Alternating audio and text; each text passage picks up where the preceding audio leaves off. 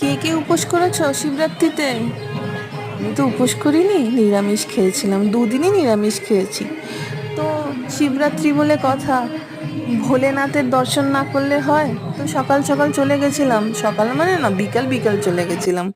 তো ভোলেনাথকে প্রণাম করে, এই যে মন্দিরটা দেখতে পাচ্ছ, এটা 1000 বছর পুরনো মন্দির। এইটা কোয়েম্বাটুরে অবস্থিত।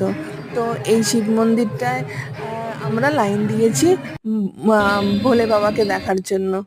তো ভোলে বাবা তো অত সহজে আমাদের সাথে দেখা করবে না, একটু তো তার অপেক্ষা করতেই হয়, তাই না? তো অনেক ভিড় ছিল, অনেক লাইনও ছিল। পার্কিং সেরে আমরা চলে গেলাম আর মা বাবার দর্শনে। তো বাবা আমাদের দেখা দিলেন খুব সামান্য। আর আরেকটা কথা বলে রাখি, এই সাউথ ইন্ডিয়ার যতগুলো মন্দির আছে না, শিবের মন্দির যতগুলো আছে, সব মন্দিরে না প্রসাদ বলতে বিভূতি বিভূতি দেবে। তোমাদের বিভূতিটা মুখে মানে মাথায় লাগিয়ে নাও, এটাই হচ্ছে মেন প্রসাদ। তো আমাদেরও সেম জিনিস আমরা করলাম। এই যে আমার হাজব্যান্ড প্রণাম করছে, আমিও পেছন পেছন চলে গেলাম প্রণাম করতে। তো বিভূতিটা নিয়ে, এই যে বিভূতি দিচ্ছে, বিভূতিটা নিয়ে মাথায় লাগিয়ে নিলাম।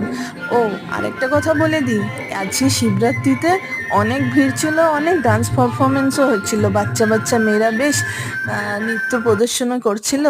ভালোও লাগলো দেখতে। কিছুক্ষণ থেকে আমরাও কিছু ডান্স পারফরমেন্স দেখে মন্দিরটা ঘুরে বাড়ি চলে আসলাম। বাই।